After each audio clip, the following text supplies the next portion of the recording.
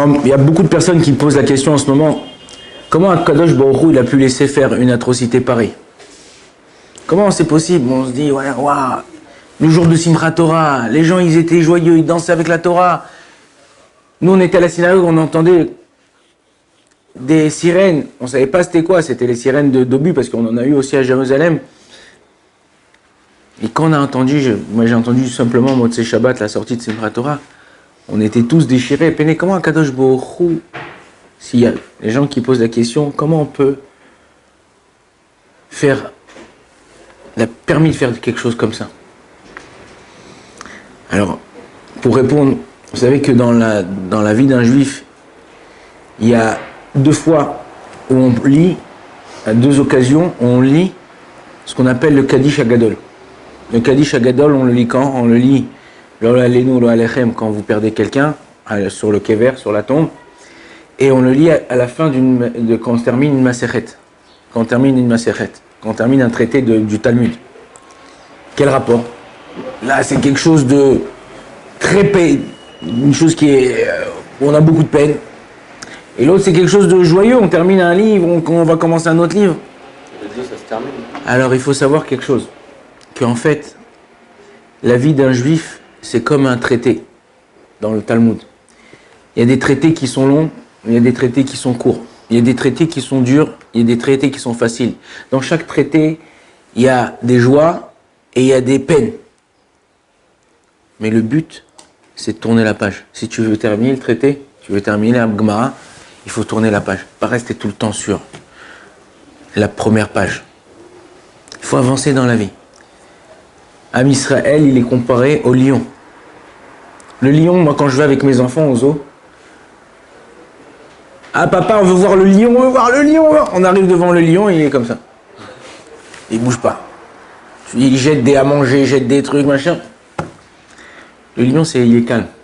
C'est c'est un animal qui est calme, qui bouge pas. Mais si tu le mets en colère, ou si il sent qu'il y a un danger pour ses enfants, ces lionceaux, il devient l'animal le plus féroce et le plus puissant possible. On voit ça dans les forêts, on voit ça dans le National Geographic. Vous voyez comment un lion, il est calme, il bouge pas, c'est la lionne qui va lui chercher à manger. 2 steaks ce matin, tu vois, genre. Et lui, il est là. Mais quand ça arrive le moment où il doit agir, il peut mourir pour ces lionceaux. C'est pour ça qu'il y a une unité dans l'armée en Israël qui s'appelle Netzach Yehuda. Yehuda, c'est comparé au lion. D'ailleurs, le signe de cette unité, c'est une tête de lion. Pourquoi? Parce qu'Akadosh Baruch Hu, il est là, il nous accompagne, il nous a donné une certaine force. Quand je te donne à toi une certaine épreuve, ouais, c'est que tu es capable de pouvoir la surmonter. Et une fois, un non-juif, il est venu voir le Baal Shem Tov. Il lui a dit, mais comment Akadosh Baruch Hu, il a donné la force à Avraham Avinu? Il venait de faire une mitzvah, il venait de faire un truc, tout ça, il rentre, sa femme, elle est décédée. Comment Akadosh Baruch Hu, il a donné la force à Yosef Hatzadik, tout seul dans un pays qu'il ne connaît pas, beau gosse, tac. Et puis, il est tombé, mais il n'est pas tombé. Comment? Le Baal Shem Tov, il n'a pas répondu. Il a vu qu'il n'a pas répondu, il est parti. Et son petit-fils, le Baal Shem Tov, il a dit, papy, tu réponds pas? Il lui a dit, qu'est-ce que quelqu'un qui n'étudie pas la Torah peut comprendre d'un juif? Et son petit-fils, il a dit, pas seulement ça. Quand il a grandi, il a compris la phrase de son grand-père, il a dit, qu'est-ce qu'un juif, il peut comprendre d'un juif? Qu'est-ce qu'un juif, il peut comprendre de lui-même?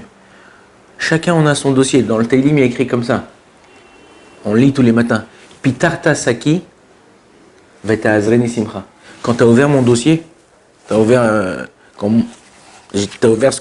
les choses qui m'arrivaient, j'ai commencé à être joyeux. Parce que quand je vois ce qui arrive chez les autres, les galères qui arrivent, c'est facile de dire, bon Emouna, vas-y, les gens qui sont tombés là-bas, c'est pas grave, vous allez vous remettre, on va remonter, on va reconstruire le Moshav Beri, on va construire Kfaraza, on va construire, vous inquiétez pas, Emouna.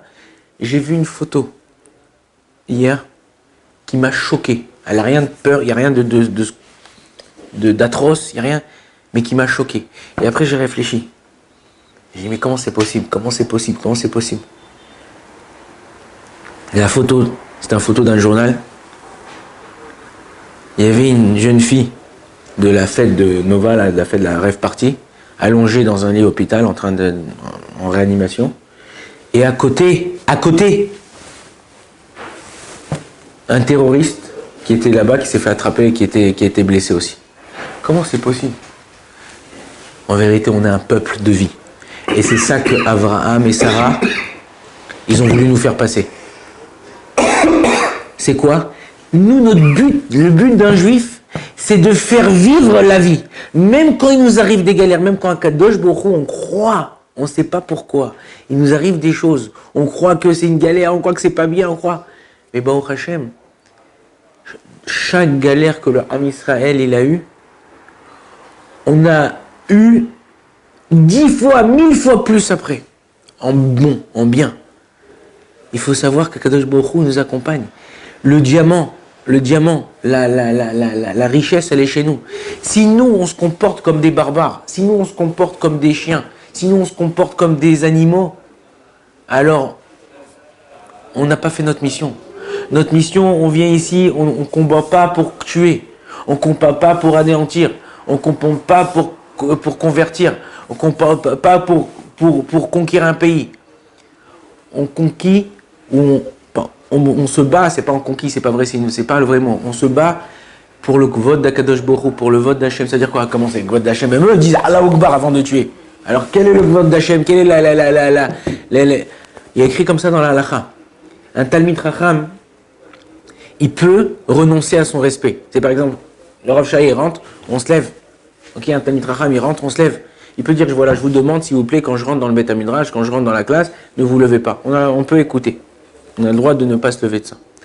Un roi qui demande, quand je rentre, vous ne le levez pas, mais la Hamacher Bezrat Hashem, ou non, je ne veux pas que vous me fassiez ce kavod, non, on n'a pas le droit de l'écouter. Et c'est lui qui te le demande. Ouais, mais étant donné que son kavod, son honneur, c'est pas à lui, un roi, il est pas roi s'il n'a pas de peuple. Donc quand on l'honneur à lui, on honore en vérité tout le peuple. Tout le peuple, c'est comme si on se faisait un kavod chacun. Là, ils ont souillé le kavod d'Akadosh Baruch Hu. Ils ont, après, je ne veux pas parler, parce qu'il y a des gens qui n'ont pas besoin d'entendre, et ça les fait travailler, ça les... Mais après tout ce qui s'est passé, ils ont souillé le kavod d'Hachem. Nous, on veut juste en rendre le nom Yudke Vavke, le nom d'Akadosh Baruch Hu entier. Et le nom d'Akadosh Baruch Hu, il ne sera pas entier, comme on dit tous les matins dans le fila. Ou quand on dit dans la paracha de Amalek, Kiyad al-Kesya, Milchemet ba-Amalek. Kiyad al-Kes, Kes, il manque un Aleph, Kissé, normalement dit.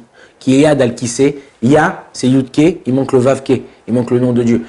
Qui manque en vérité, eux, qu'est-ce qu'il a fait Amalek? Qu'est-ce qu'ils ont fait? Ceux qui veulent tuer le peuple d'Israël, ils ont levé une partie du nom de Dieu. Comment on dit le matin là, dans la prière? Qui a les moshavlo? Il va les moshavlo. Il va, ça s'écrit comment? Et vav aleph. Il va les moshavlo c'est pour qu'ils puissent s'asseoir. Vas-y, il va, ça vient de quoi là?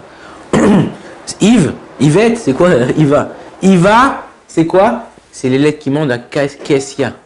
Kes, il manque le aleph, tu le prends dans Iva. Et Yudke, il prend. C'est-à-dire que nous, quand on vient, on sanctifie le nom. Et c'est ça qu'Akadosh Baruch Hu, il attend de nous aujourd'hui. De faire vivre la vie. Tu dois faire vivre la vie. Le diamant, il est chez toi. Le diamant, il est chez nous. Il y avait comme ça vous savez que à Anvers, ouais, ça pousse pas dans les champs, les diamants. Ils vont les chercher en Afrique. J'avais le père d'un ami. Père d'un ami qui habitait à Anvers. Et que lui, il a acheté, il vendait des diamants. Et il est parti. Et là-bas, c'est pas toujours il y a des super hôtels, tout ça, mais des fois, tu es dans des villages où c'est comme des auberges. Il avait acheté un très, très, très, très, très beau diamant. Et il avait avec lui. Et depuis qu'il a acheté, il voyait qu'il se faisait suivre par un mec. Ok? Bon. Il arrive, il devait voyager le lendemain, donc il a dit je vais prendre un petit hôtel, c'est comme ça, une auberge pour dormir ce soir, et demain je prendrai le taxi pour voyager. Il rentre dans ce petit hôtel comme ça, il dit je voudrais une chambre, Je dis oui, mais si on est désolé, ça c'est pas, on n'est pas un, c'est pas un hôtel, même pas 2 étoiles. On dort à 2 dans les chambres. C'est-à-dire, vous avez un lit, mais vous avez quelqu'un d'autre que. Il dit, il n'y a pas de problème, je suis fatigué, je revoyage demain matin, 6h du matin, je suis debout, donc il n'y a pas de problème. Qui c'est qui vient dans l'hôtel, qui rentre avec lui dans la chambre? Le mec qui le suivait. Il a dit, celui-là, il va me voler mon diamant. Maintenant, moi, je suis fatigué, je suis fracassé. Je peux pas laisser. Comment je vais faire? Si je dors, il va me le voler. Bah, sauf, il a réfléchi. Il a fait quelque chose, il s'est endormi, il a dormi toute la nuit, il s'est levé le matin, et il voit le mec qui était avec lui, avec les yeux rouges comme ça et tout. Il dit, ça va, t'as bien dormi? En anglais, hein. Le mec, il était comme un ouf et tout. Il a dit, écoute, ça fait 20 ans que je suis dans le métier, que je vole les gens. C'est la première fois que j'ai pas trouvé la chose. Où tu l'as mis le diamant? J'ai levé ton coussin, j'ai levé ton lit, j'ai cherché dans tes poches, j'ai levé le matelas. Le père de mon copain, il a ouvert l'armoire. Il avait dedans une veste au mec. Il a pris dans la veste le diamant. Il a dit, voilà, je l'avais mis dans ta veste. Personne va chercher dans sa veste. Personne va chercher, c'est toi. Quand j'ai entendu cette histoire, je me suis dit comme ça, qu'en vérité, le diamant, il est chez toi. Et nous, le problème, c'est qu'on essaye d'aller le chercher chez les autres. Il faut savoir que Akadosh Baruch Hu t'a donné une capacité de surmonter certaines choses, d'être fort, de t'élever. C'est pour ça qu'on dit dans la Torah, Ave kal kanesher, sois léger comme un aigle. Dis-moi, un aigle c'est léger? Moi une fois je suis parti avec ma femme à Yamamelar, sur la route, je vois un truc, je dis mais attends, il faut qu'on s'arrête parce que je crois qu'il y a un rocher sur la route. On s'approche, je vois un aigle, mais quand je vous dis un aigle. Et quand on s'est approché avec la voiture, elle a commencé à voler. Les ailes, comme ça, une envergure de, waouh, je sais pas combien de mètres. 3 mètres. Un aigle, tu le portes, ça pèse, je sais pas, 30-40 kilos. Pourquoi la Torah nous a pas dit léger comme un moineau, léger comme une hirondelle? Une hirondelle, ça pèse 100 grammes, 150 grammes. Elle vole, tic, tic, tic, tic, très léger. Pourquoi Kadosh Baruch Hu t'a dit léger comme un aigle? Parce qu'un aigle, c'est vrai qu'il pèse lourd. Mais un aigle, quand il a chaque aile, elle fait 1,5 m. Donc quand il étend ses aigles, il peut s'élever. Un aigle, quand il vole, il peut voler jusqu'à 1 km, 1,5 km. Alors qu'un moineau, il peut voler jusqu'à 500, 600, 700 mètres maximum. Plus Akadosh Baruch Hu t'a donné des capacités, plus il t'a donné la facilité et la possibilité de monter très haut. Et c'est ça qu'on a en nous. On a cette possibilité, le Ham Israël. Et on voit comment, là, en ce moment, le Ham Israël s'est renforcé, il s'est lié. Il est venu chacun l'un avec l'autre. On s'est liés, on s'est aimé, on s'aime, on apporte. Les soldats aujourd'hui, ils disent, on a pris 2 tailles. On ne peut plus rentrer dans les uniformes.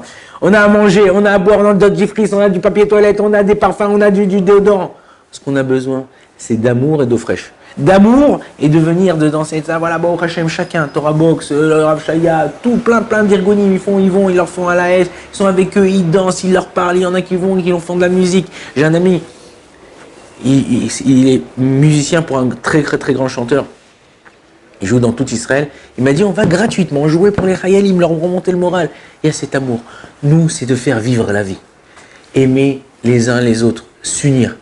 N'oubliez pas, le diamant, il est chez toi. À toi de faire vivre la vie des gens qui sont autour de toi. Bon, Adonai, amen, amen.